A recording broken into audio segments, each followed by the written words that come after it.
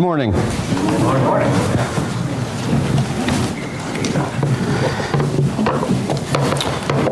Well, Brandon and Emily, congratulations.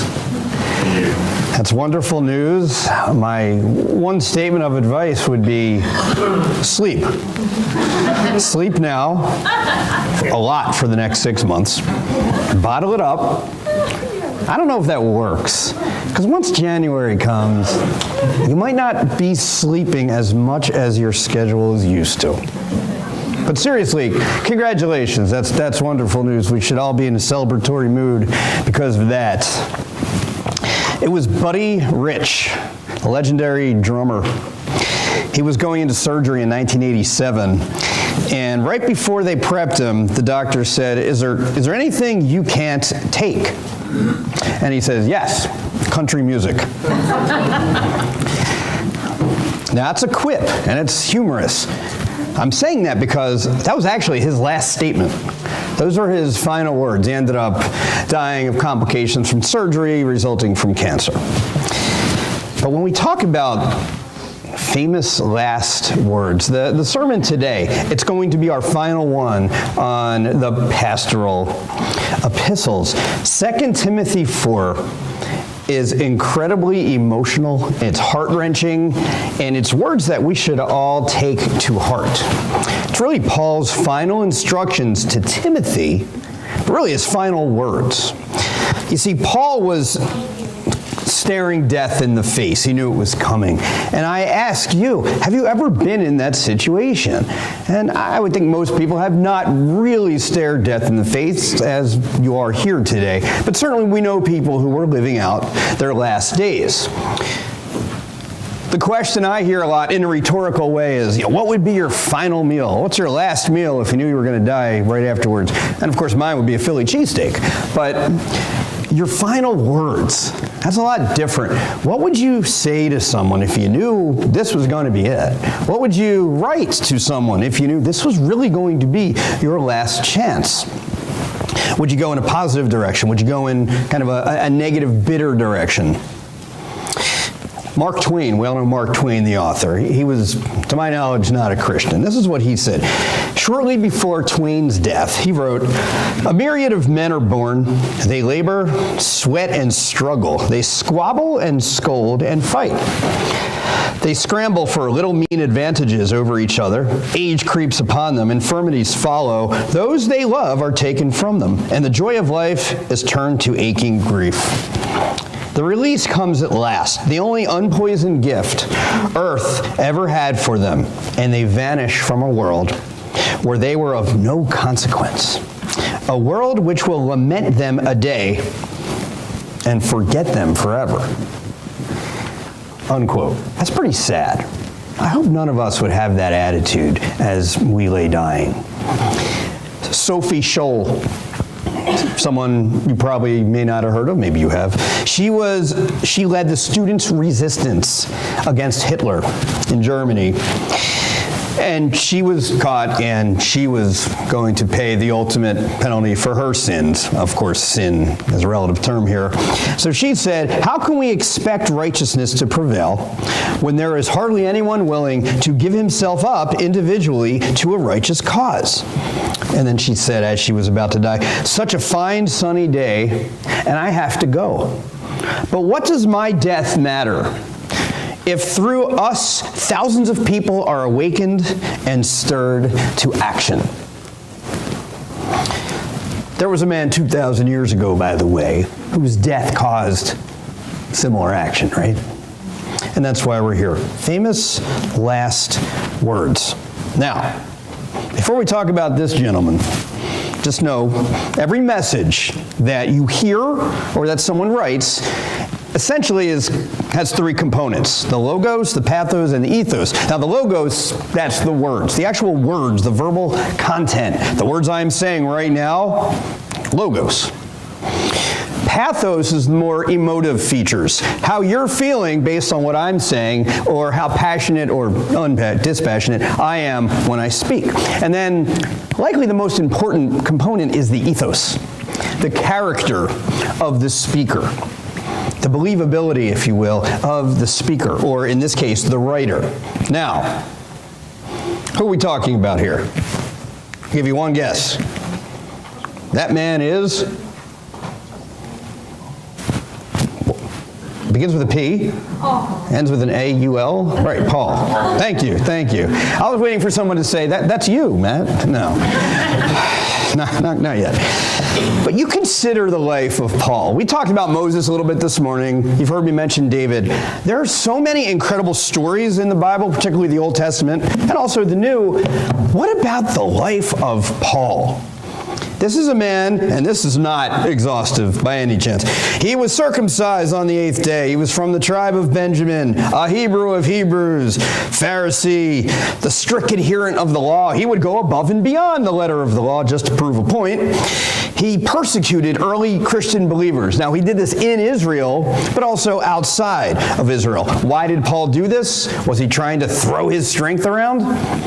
Paul erroneously believed that his role to persecute believers was proof that he was blameless under the law. Can you imagine such a thing? Can you imagine such arrogance? But that was Paul.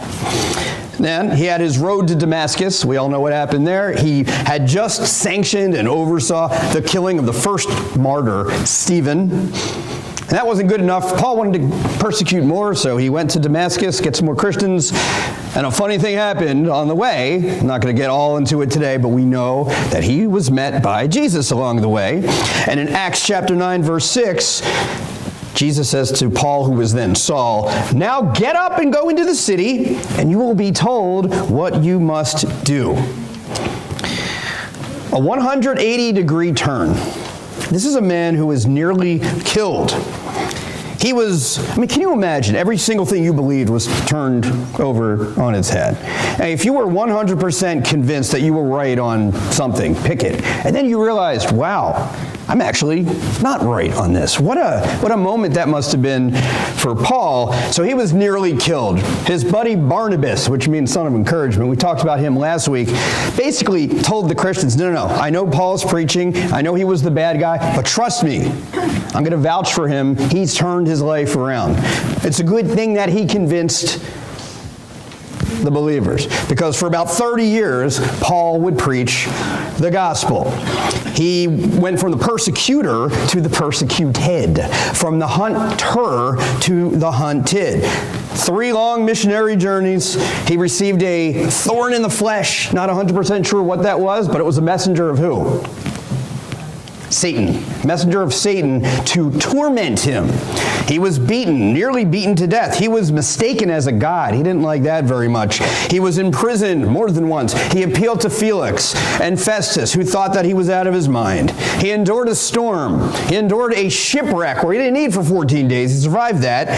Somehow ends up on the island of Malta, where he is bit by a viper. He survives that. And then finally, after all these years, Paul arrives in Rome, where, of course, he was imprisoned yet again. And here we are, in a dark, damp, dungeon-like prison cell, writing his last, at least recorded, letter. Now, it's interesting. We talk about this 2,000 years later, and it just kind of rolls out of the mouth and off your lips, and it's like, yeah, Paul was heroic. What a great guy. You know, for me, this is a sermon.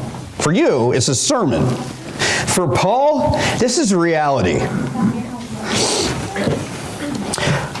Paul, the instructor. We're going to focus mostly on chapter 4 of 2 Timothy, the first 8 verses. Now, if you've been paying attention the last few weeks, our memory verse is 2 Timothy 3, 16, 17. What does it say again? Yep.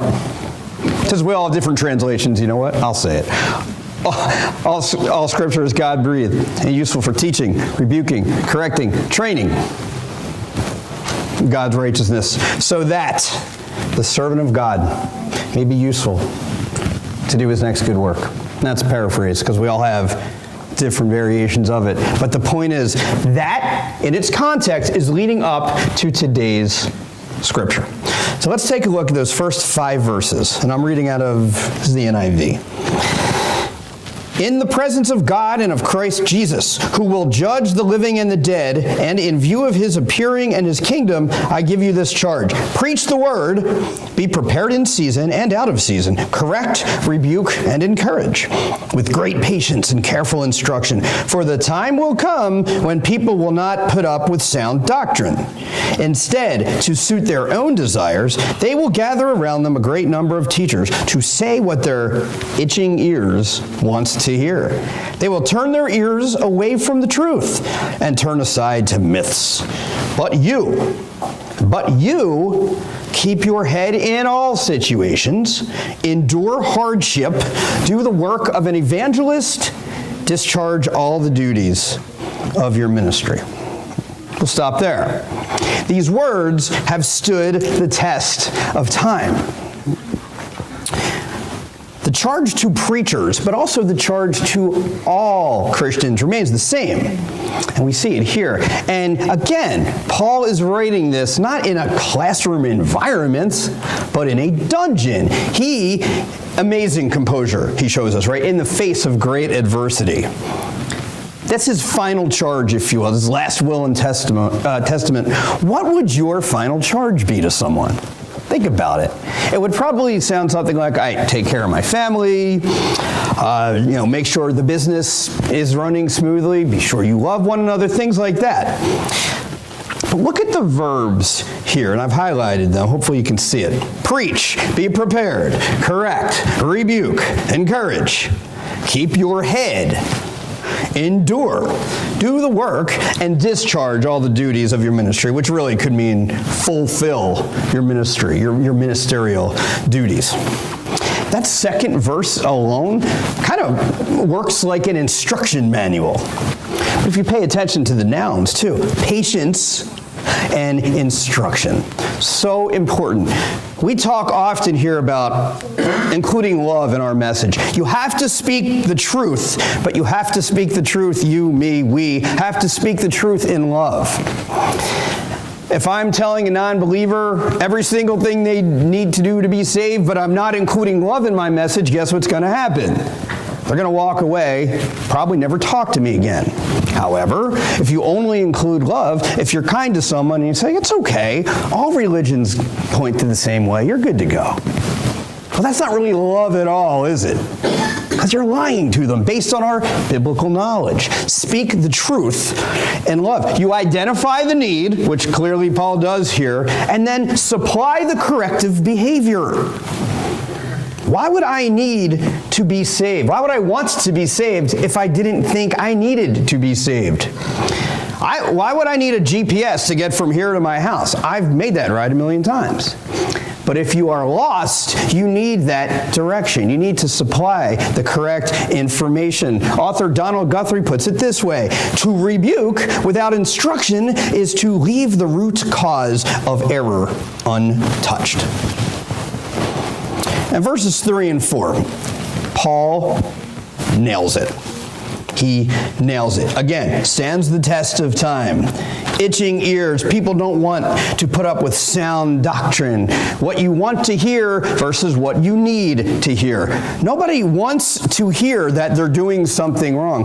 If you grew up in an atmosphere, I'm just using this as an example, where you were taught that it's okay, same-sex marriage is okay, homosexuality is normal, and I'm just using that as an example, then for me to tell you that it's not, well, that's no way, I don't want to hear that. But we need to hear what we need to hear, not what we want to hear. I'll give you an example, and I'll get personal for a second. I asked Michelle this morning, I said, Michelle, how do I look in this suit? And of course she said, you look great. I think she just wanted me to get out of the room.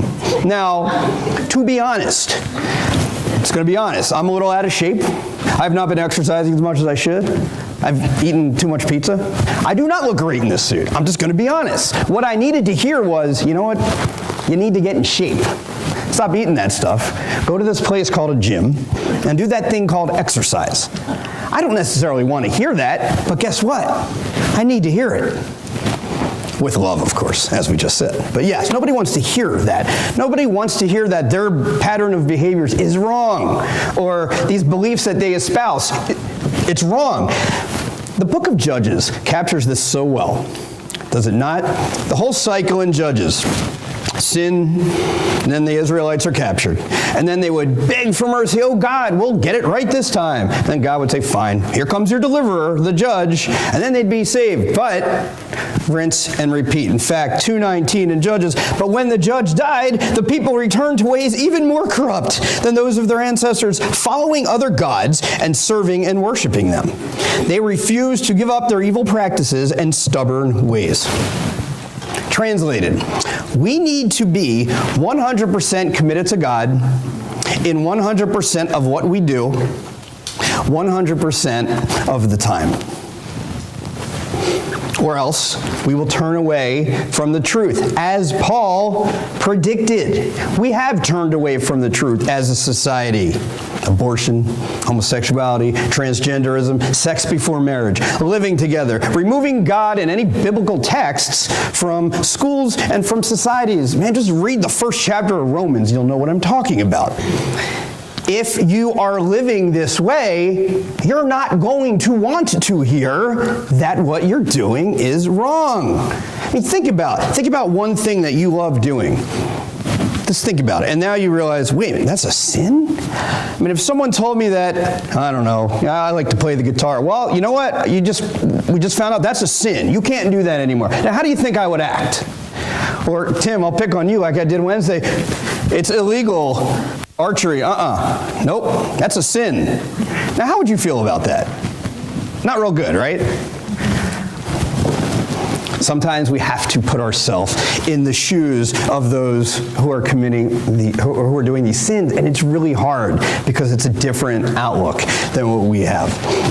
And I love those two words in verse 5. That's why I emphasize those. But you, hey Timothy, you're different. Be better. That's what he's saying to him. Moral alertness. Be better, Timothy. When you are teaching, and I've said this before, I'll say it again publicly, anyone who teaches or works in a school, you have my utmost respect. I truly think that is one of the most underrated, underappreciated, and most difficult jobs out there. And you guys are outstanding. But when you teach, it requires a desire to always be alert. It is not for everyone, let's be honest. And we see endure hardship. That doesn't sound fun. I never learned about that in seminary. Endure hardship? Nah, you're crazy. But of course, you're not going to be popular if you're really a good, sound, solidly foundation Christian. It's not going to happen. And by the way, Paul talked about it. I'm talking about it. What does Jesus say about this? Matthew 5, 10 through 12, Sermon on the Mount. Blessed are those who are persecuted because of righteousness, for theirs is the kingdom of heaven. Blessed are you when people insult you, persecute you, and falsely say all kinds of evil against you because of me. Rejoice and be glad, because great is your reward in heaven. For in the same way they persecuted the prophets who were before you. Paul knew this. Paul also knew he was dying. He wasn't going to be around much longer, but the gospel needed to move on, to live on, Paul needed not just any successor, he needed a worthy successor. The gospel is just too important to disappear like a shadow. I can only imagine Paul, do you think Paul, in his mind at this particular point, is saying, 2,000 years from now, at a congregation in Joliet, Illinois, they're going to be talking about this still? Doubt it. But he knew what we were up against. The good news of salvation does not change. We reach the lost. We edify the saved. Again, I talked about this a week ago. This is a shared goal. It's a shared responsibility. It's not just for those who are traditionalists or baby boomers, like we said last week. It's for all the generations to work together toward this common goal. And oh, by the way, Timothy would in fact endure hardship. We know in Hebrews chapter 13, verse 23, all it says is that Timothy was released. Now, where do you think he was released from? Prison. Gotta be, right? I don't think he's talking about the zoo. He was released from prison. So yes, Timothy had to endure hardship as well. But as much as we love Timothy, this is really about Paul. Paul the instructor, and now Paul the pragmatist, verses 6 through 8.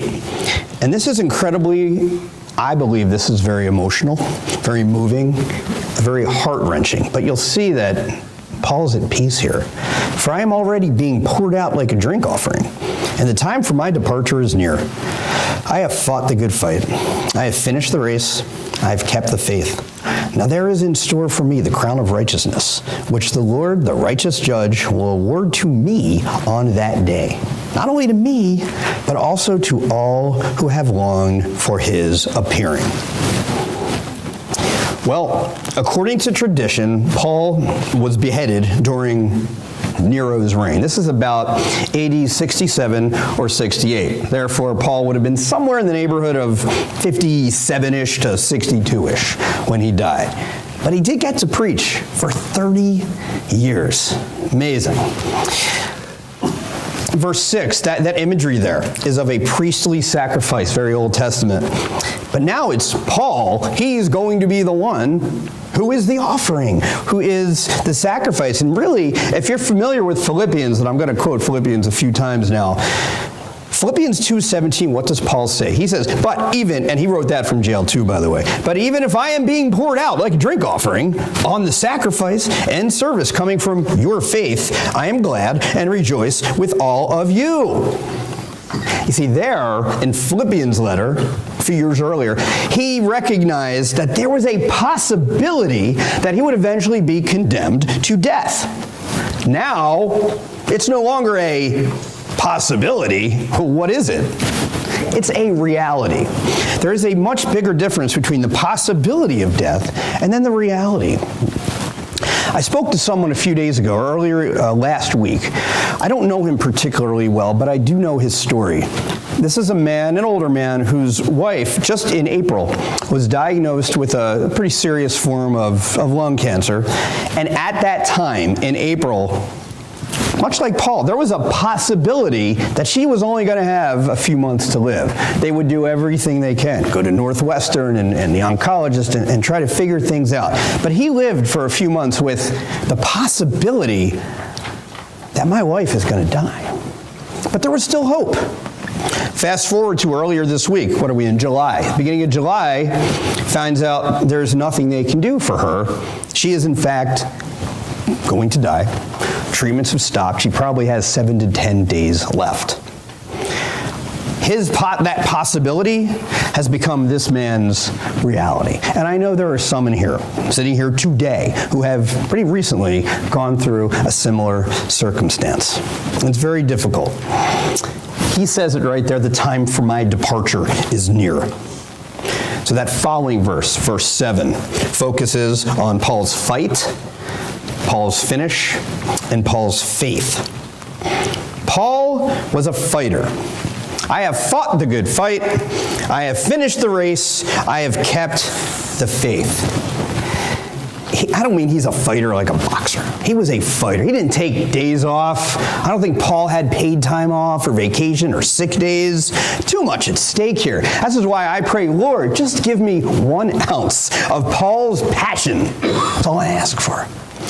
He knew God's purpose for his life, and this truly was a fight. It was a battle, and we are in one too. The question I would give you is, what is worth fighting for you? And we might have different answers. What do you fight for? What's worthwhile? Maybe keeping your job, absolutely. Or the health of your child, sure. Or perhaps even an important political issue. Okay, hey, they're worth fighting for. The problem I have, sometimes in churches of Christ, and let's all be honest, we can all be guilty of this, myself included, we tend to major in the minors. I think all of us are guilty of this at some point. We like to win the debate, but lose the soul. Paul fought for the gospel. That was his major. He says, 1 Corinthians chapter 1, verses 22 and 23, Jews demand signs and Greeks look for wisdom, but we preach Christ crucified. And later in 1 Corinthians chapter 2, verse 2, for I resolved to know nothing while I was with you except Jesus Christ and Him crucified. I pray, let's not die on the hill for things like instrumental music, remarriage, class topics, hand clapping, song choice, length of sermon, losing your salvation, miraculous gifts, women's roles, fellowship with other congregations that happen to think differently, or who the true author of Colossians is. Every one of those issues is an important one, and we should address all of those.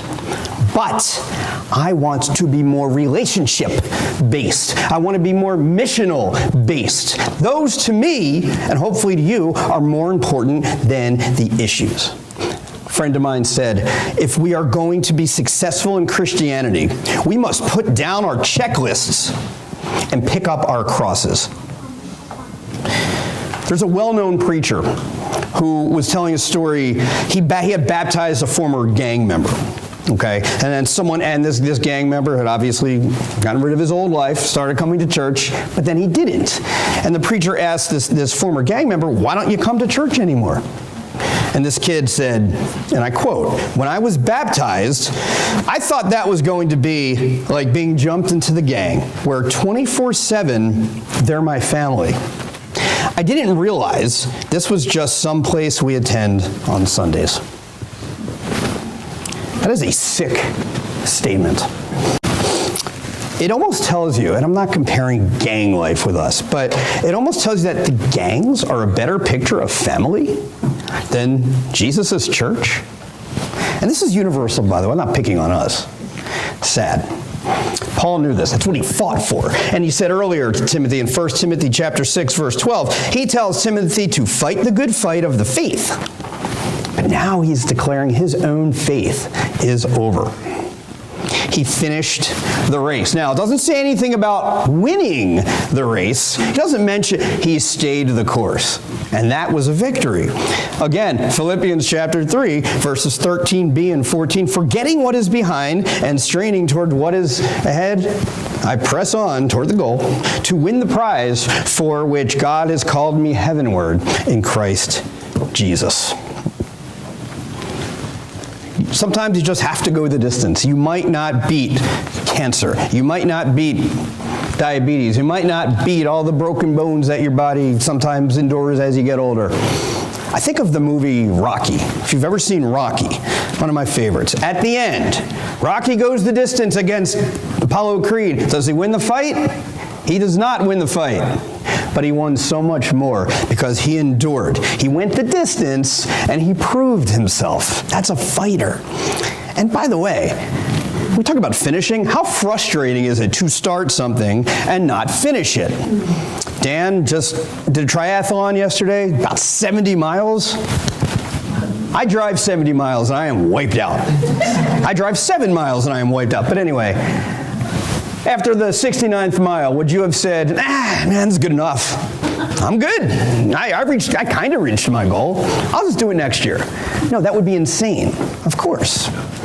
If you have a 3,000-piece puzzle and you're at the end, what happens if you realize, well, there are like 4 or 5 pieces that I can't find? That would drive me nuts. We have to finish.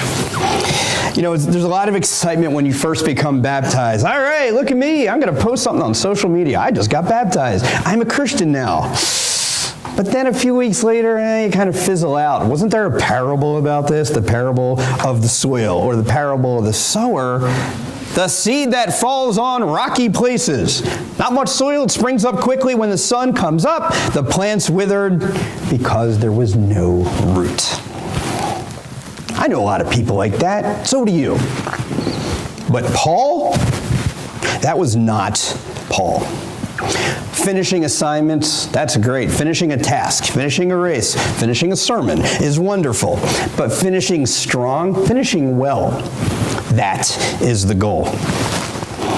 Do you participate in worship just to get by? Do you love Jesus because, well, mom told me it was a good idea to do that a few weeks ago? With faith, you are either all in or you're not in at all. Crossing the finish line, that's wonderful. Churches all over the place are full of finishers and runners. And let me tell you, as much as I hone in on church attendance, and I'm saying me too, you don't get a gold star for attending church in the morning. Okay, it's not a participation trophy here. But one thing we need to do, I think of King Asa. I definitely preached on him maybe about a year ago here. King Asa did a lot of things well, but toward the end of his reign, he didn't rely on God. And he was told, for the eyes of the Lord, this is 2 Chronicles 16:9, for the eyes of the Lord range throughout the earth to strengthen those whose hearts are fully committed to him. You have done a foolish thing, and from now on, you will be at war. Look, Paul worked hard till the bitter end. He knew exactly the path that lay ahead, and yet he continued to persevere because he knew that he was part of God's story, and ultimately, he was part of our story. When we talk about faith, I just need a couple minutes on this now. East Challenge, deep into his faith. Someone mentioned it in class this morning. I don't recall who. One or two things going to happen when you come to adversity, to a challenge. You're either going to get closer to God or you're going to run further away. Choice is yours. I firmly believe that the strength of Christ reaches its highest point when we are at our lowest point. When people know that their end is near, how they live out their final days, that honors and glorifies God. It depends on perspective. One more time, Philippians chapter 1, verses 21 through 23. For to me, to live is Christ, and to die is gain. If I am to go on living in the body, this will mean fruitful labor for me. Yet what shall I choose? I do not know. I am torn between the two. I desire to depart and be with Christ, which is better by far. Wow. Ask yourself the question as you leave today. Is death, and nobody likes to, believe me, I know this isn't a fun sermon, nobody likes to talk about this, but is death the end of my journey, or is it the continuation of my journey? So Paul further unpacks this a little bit in verse 8. Now there is in store for me the crown of righteousness, which the Lord, the righteous judge, will award to me on that day, and not only to me, but also to all who have longed for his appearing. I would title this, Paul the recipient. Now, obviously, that is not a crown of righteousness. It's a wreath. Now, sticking with the athletics theme, back in the day, in ancient Greece, Olympic winners were given that, wreaths of honor. That signified a great reward. But Paul's talking about a much greater reward, a much greater hope, which is available to all of us. Now let me break this down real quick systematically. Jesus will judge the world one day. Do we all agree with that? If you don't, read Acts 17:31. He will judge the living and the dead. Talked about that a few minutes ago, 2 Timothy 4:1. Ultimately, Jesus will condemn the disobedient and glorify those who believe. 2 Thessalonians 1:8 through 10.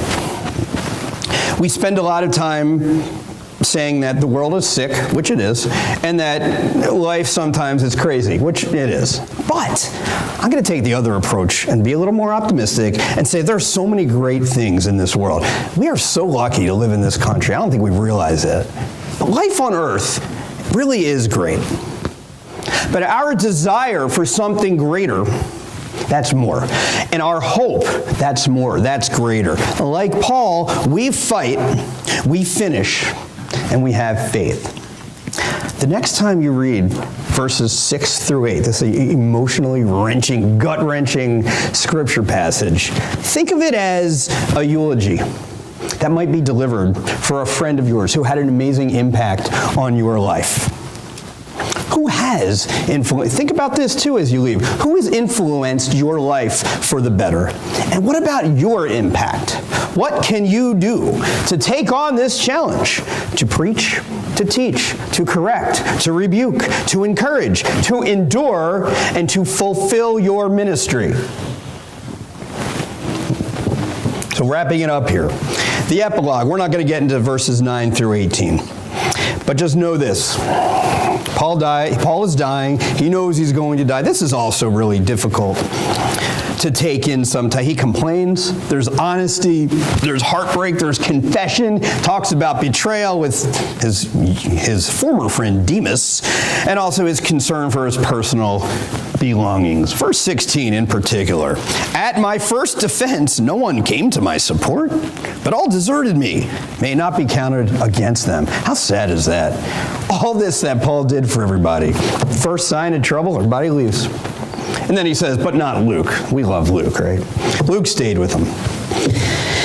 But as he put up there, ministry is hard work. And regardless of what you do, your friends will let you down. Because we're human. It's the way it is. And although he was martyred, the Lord nonetheless rescues Paul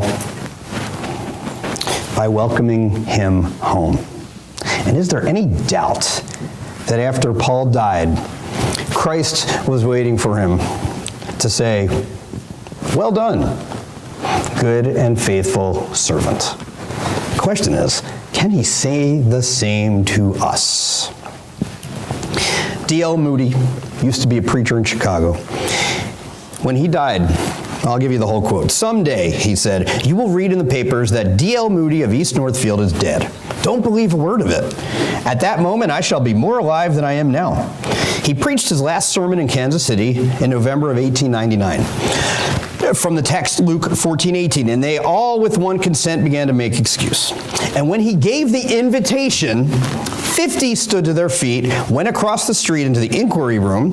He was too ill to continue the Kansas City campaign, so he took the train back to Northfield. Friday, December 22nd, he went home. 5 years earlier, Moody had said, if it can be said, faithfully said over my grave, Moody has done what he could, that will be the most glorious epitaph. Instead, 1 John 2:17 was chosen, which said, he that doeth the will of God abideth forever. What about you? Can you finish strong? You know, your finish line, it's out there. You don't know where it is. And look, I know we're all so young and we all think we're going to live forever, right? Of course. Your finish line could be 10, 20, 80 years away. Maybe.